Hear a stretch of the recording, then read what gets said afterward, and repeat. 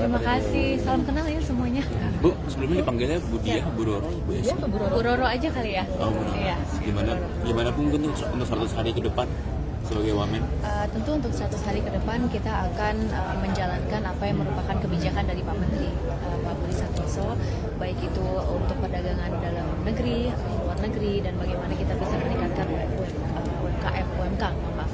Nah itu sudah beliau sampaikan waktu serah terima jabatan kemarin, dan mudah-mudahan nanti saya akan, yang pertama yang harus saya lakukan adalah rapat dengan Pak Menteri agar kita jelas nanti apa yang harus saya kerjakan dan apa yang beliau kerjakan agar sinergitas dan kolaborasi itu muncul dengan baik.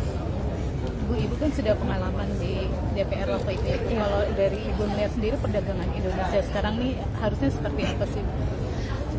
Jadi tentu yang pertama kita menyadari bahwa Indonesia ini mempunyai potensi untuk menjadi salah satu ekonomi terbesar di dunia, gitu.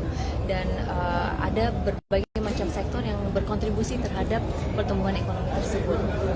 Dan mengingat kita ada bonus demografi, produktivitas tentunya harus kita tingkatkan. Nah, ketika kita berbicara mengenai perdagangan itu ada dua komponen, ada yang dalam negeri, ada yang luar negeri. Dalam negeri tentu bagaimana kemarin juga Bapak Presiden menyampaikan komoditas-komoditas kita baik itu pangan, industri itu harus bisa berdaya saing dengan impor.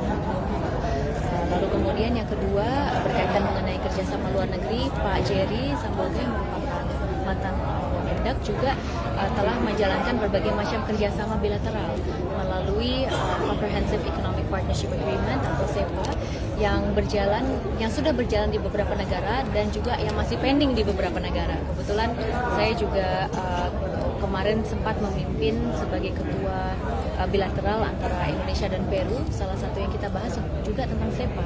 Jadi mudah-mudahan kalau misalnya nanti telah teridentifikasi ada beberapa negara yang harus kita percepat, kita akan lakukan. Apalagi kalau Peru itu kan akan mengadakan APEC ya, di mana Bapak Prabowo juga akan hadir bersama dengan Menlunya, dengan jajarannya. Nah, maka kita juga harus siap mendukung jika dibutuhkan. Dan selebihnya yang agak interesting yang nanti insya Allah saya ingin berkomunikasi juga dengan Pak Menteri mengenai perdagangan karbon. Ini menarik juga karena kita punya komitmen untuk mengurangi emisi karbon sebesar 32% di tahun 2030. Kita punya nationally determined contribution di Indonesia.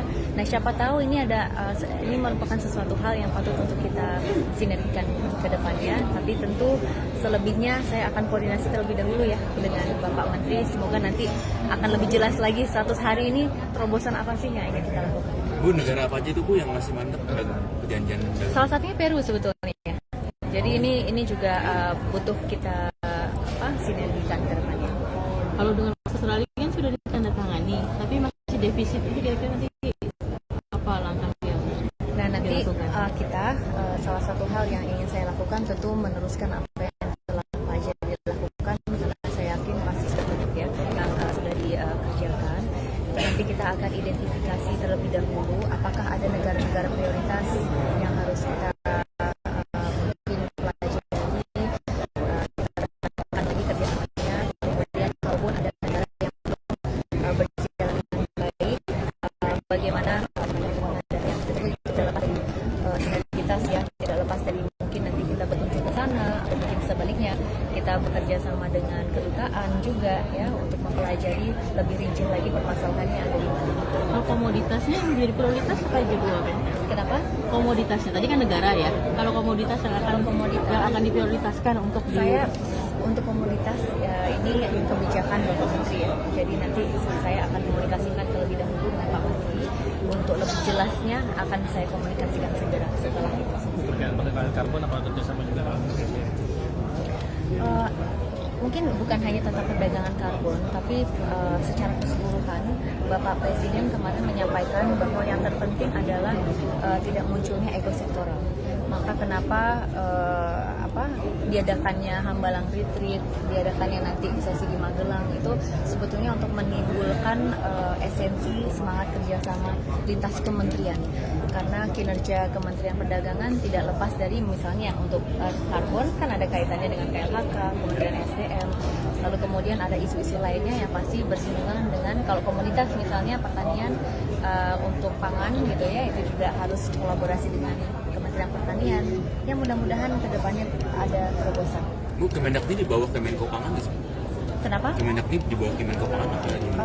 Kalau itu nanti akan saya cek dulu ya.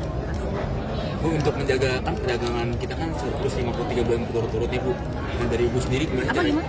perdagangan kita kan surplus neraca perdagangan surplus 53 bulan berturut-turut. Nah, dari Ibu sendiri cara kita menjaga itu gimana sih? Karena itu kan salah satu hal yang sering digaungkan oleh Pak Jerry nih sama Ya, tentu nanti insya Allah kita akan melihat ya strategi langkah-langkah apa yang sudah dilakukan, dan kita akan melihat apakah metode-metode yang sama dapat kita terapkan ke depannya. Jadi kembali lagi mohon maaf, saya ingin sekali berkomunikasi terlebih dahulu dengan Pak Menteri. Saya tidak mau bukan hanya salah bicara ya, tapi satu kementerian ini tentu mempunyai tujuan yang sama. Itu penting sekali.